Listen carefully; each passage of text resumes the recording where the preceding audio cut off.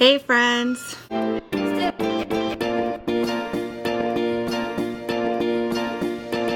Kiddo's got his iPad going just in the other end of the room, so there's going to be some background noise today, but I am back for our week 12 update, and there's a lot that happened in this past week. First of all, after an entire week of waiting, I finally got our NIPT results, our non-invasive prenatal testing results. It took that long because the lab was missing information. So they had my results for a while and they just weren't able to release them to me. Why is that? Because the doctor didn't see me last week. Remember I told you guys I was so annoyed because I showed up at the office and they were like, oh well, she can't see you, so just go ahead and get your blood drawn and we'll go from there.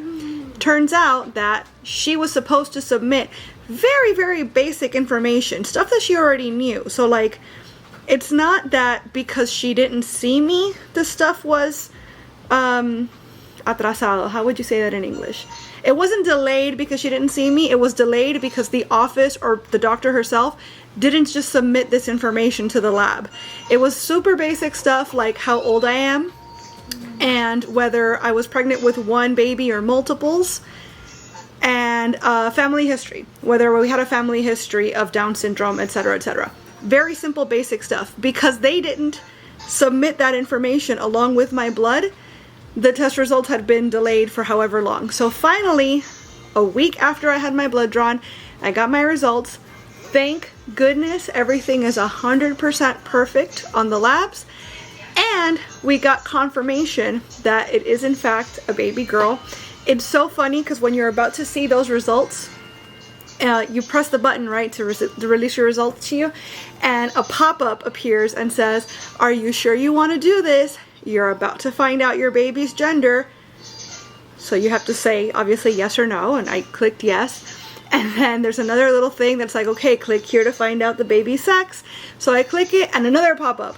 Are you sure? This is the point of no return. There's no coming back from this. Once you click yes here, you're gonna find out what you're having. Are you certain you want to know? Yes, and yes, it turns out that everything is perfectly normal and healthy to indicate a female fetus. One singular female fetus, which is exactly what we were expecting.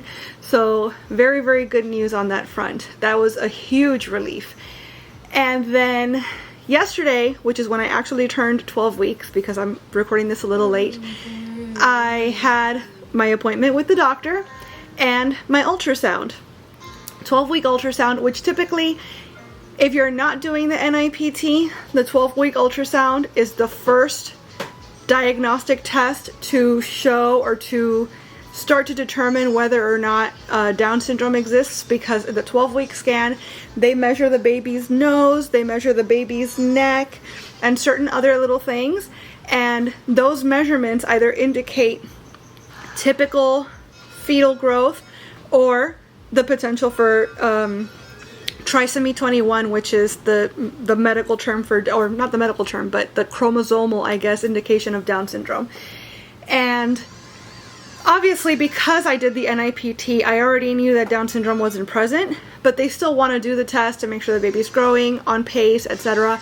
She was actually measuring, so yesterday I was exactly 12 weeks based on the first date of my last period.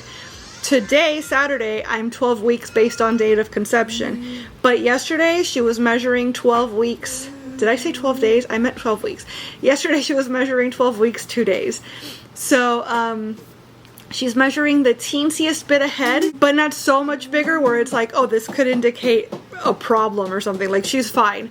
Or like that my dates are off, which I know my dates are 100%. So let me show you guys. We actually got a video of the thing yesterday of the ultrasound, and it was adorable because the entire time she was like bouncing. It looked like she had hiccups, and that wouldn't surprise me actually, because when I was pregnant with my son, he had hiccups all the time and I felt them constantly, and it was adorable. The ultrasound tech told me that likelier it was like the nervous system just reacting because it's starting to like turn on basically, and like just trying things on, stretching her legs and so on. But it was so regular that it really did look like hiccups to me. I could be wrong, but it was adorable. So here's the video. Let me make sure it's in focus for you guys. So this right here is her face. It's her little nose. This is her little body. So there's her heartbeat, which I don't think you guys can hear right now.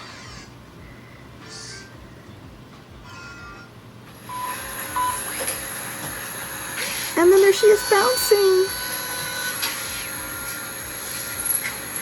Yeah, it's her little belly. She's so bouncy. Oh, there she is. I think I'm gonna eat for real. That was very, very cute. The point is that she's growing, she's healthy, she's moving around, and the testing is perfect. So honestly, best case scenario. As far as, well, let me show you guys from the app, because I always like to show you from the app what's going on. It looks like by week 12, all of the organs and systems are in place. So for the remainder of the pregnancy, it's just a matter of like growing. She just has to let everything grow and develop so that she can eventually come on out and sustain herself. But yeah, she's 2 to 2.25 inches. They measured her and she was over 2 inches yesterday. So it's roughly the size of a lime. Digestive system starts working. Her bone marrow is starting to make white blood cells, which is super cool. She's as big as Bambi's flower or Flower's flower or whatever the heck. These Disney ones are cute just because I love Disney, but they're not super easy to track, I think, as far as like actually knowing the size. So she's also as big as the Jurassic Park amber cane handle. So the little ball of amber resin that has the mosquito inside of it. I don't know how that doesn't look like it's really in focus there, but anyway, she's also as big as a hacky sack or as an American billiard ball this week. So those were a little easier to track. And lastly, as far as my symptoms, the nausea seems to have for the most part subsided. I still get a little like hit of it every now and then throughout the day, but it's nowhere near as frequent as it was. The main thing I'm dealing with this week is the constipation. It's to the point where I don't even feel like I have to go, but it's been that long since I've gone. TMI, I know, but it's real life. This is how it works when you're pregnant, and it's, again, totally normal.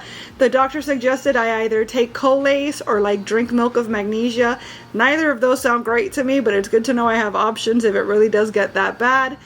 But honestly, that and tiredness, even the fatigue has, I wouldn't say any of my symptoms have gone away, because I am still experiencing nausea and I am still experiencing fatigue, but it's not an all day, everyday thing with either symptom, which it was for a long time for both. So I am still getting very, very tired throughout the day, but most days I'm making it through without needing to nap now, which is very different from even just a week ago. So that's very cool. I think that's pretty much it for now. I mean, the next thing really is we don't have another appointment for, I think, a month, and we don't have another scan for like 2 months. The doctor wanted me to see the high-risk medical or the high-risk maternal doctor, fetal medicine doctor, whatever, which I actually thought she was the high-risk doctor. Turns out no, she's regular OB, but she's the one that would be delivering me regardless, because the high-risk doctor doesn't do delivery. They just track the pregnancy. But she said that in spite of the fact that the NIPT was normal, she would like me to see the high-risk doctor anyways, because I have that genetic condition, the balanced translocation. And so she just wants to make sure that I touch base with them. Basically, her thing was they might want to do more invasive testing to see whether or not my daughter also has that. But the thing is that that genetic condition, as you can see, is not incompatible with life. And we had already discussed, my husband and I had discussed, that we have a family geneticist, and the moment that it was appropriate, or like that it would make a difference really, because I don't know how early they can test for that, sure, right away, but the moment it was appropriate to take her to the geneticist and get a full workup, we would absolutely do that, because I don't want my daughter to have to wait until she's 37 like I did to find out that she might have problems getting pregnant. If she does have a balanced translocation like I do, I want her to know that as soon as possible so that she can plan for her family, plan for her future right away. You know, if she needs to do IVF, or if she wants to at the very least like retrieve eggs and like freeze them and test them and make sure that they're okay, then she needs to be able to know that as soon as possible, because the younger you are, the easier it is to have a multitude of healthy eggs.